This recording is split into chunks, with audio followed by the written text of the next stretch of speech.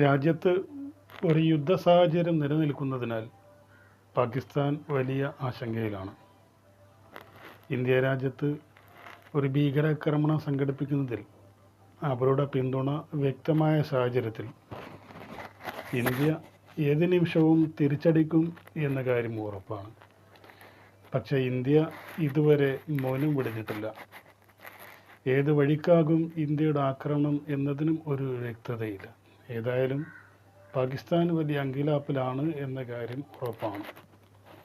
ഇന്ത്യയുമായിട്ട് ഒരു യുദ്ധമുണ്ടാകുമ്പോൾ ഏതെല്ലാം രാജ്യങ്ങൾ തങ്ങളുടെ ഒപ്പം ഉണ്ടാകും എന്നതിനെക്കുറിച്ച് പാകിസ്ഥാന് ചില പ്രതീക്ഷകൾ ഉണ്ടായിരുന്നു.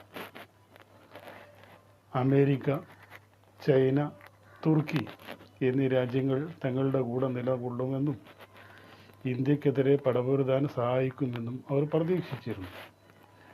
ആരുടെയെങ്കിലും സഹായമില്ലാതെ ഇന്ത്യക്കെതിരെ ഒരു യുദ്ധം ചെയ്യുക എന്ന് പറഞ്ഞാൽ അത് ആത്മഹത്യാപരമായിരിക്കും എന്ന് അവർക്ക് ഉറപ്പാണ്. കാരണം ഇന്ത്യയുടെ സൈനിക ശക്തിയുമായിട്ട് താരതമ്യം ചെയ്യുമ്പോൾ പാകിസ്ഥാൻ്റെ സൈനിക ശക്തി എന്ന് പറയുന്നത് വെറും സീറോയാണ്. ഇന്ത്യ വിചാരിച്ചാൽ മിനിറ്റുകൾക്കകം പാകിസ്ഥാനെ തങ്ങളുടെ വരുതിയിലാക്കാൻ സാധിക്കും. പക്ഷേ ആസന്നമായ യുദ്ധ സാഹചര്യത്തിൽ സംഭവിച്ചത് പാകിസ്ഥാൻ തികച്ചും പ്രതീക്ഷിക്കാത്ത ചില സംഗതികളാണ്.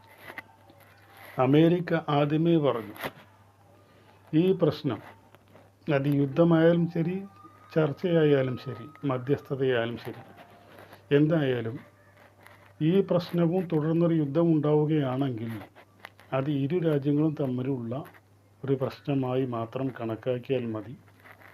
അത് ഇരു രാജ്യങ്ങളും തന്നെ അതിൽ ഈ കാര്യത്തിൽ ഒരു ഫൈനൽ തീരുമാനത്തിലെത്തുകയും ചെയ്യണം. തങ്ങൾക്കിതിൽ യാതൊരുവിധ റോളും ഇല്ല എന്ന് പാകിസ്ഥാൻ അമേരിക്ക പ്രഖ്യാപിച്ചു കഴിഞ്ഞു. ഇനി പാകിസ്ഥാനെ സഹായിക്കാൻ ചൈന മുന്നോട്ട് വരികയാണെങ്കിൽ അതിന് ശക്തമായ തിരിച്ചടി നൽകും എന്ന് റഷ്യ പ്രഖ്യാപിച്ചു കഴിഞ്ഞു.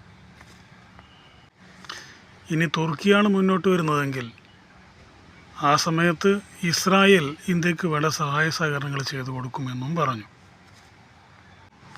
ഇതിനെല്ലാം പുറമെ പാകിസ്ഥാനിൽ സിന്ധ് പ്രവിശ്യ, ബലൂചിസ്ഥാൻ പ്രവിശ്യ, ഒക്യുപ്പൈഡ് കാശ്മീരിലെ ബാൾട്ടിക്കിസ്ഥാൻ പ്രവിശ്യ എന്നീ പ്രവിശ്യകളെല്ലാം തന്നെ പാകിസ്ഥാനെതിരെ ആഭ്യന്തര യുദ്ധത്തിന് തയ്യാറായിട്ട് നിൽക്കുകയാണ്.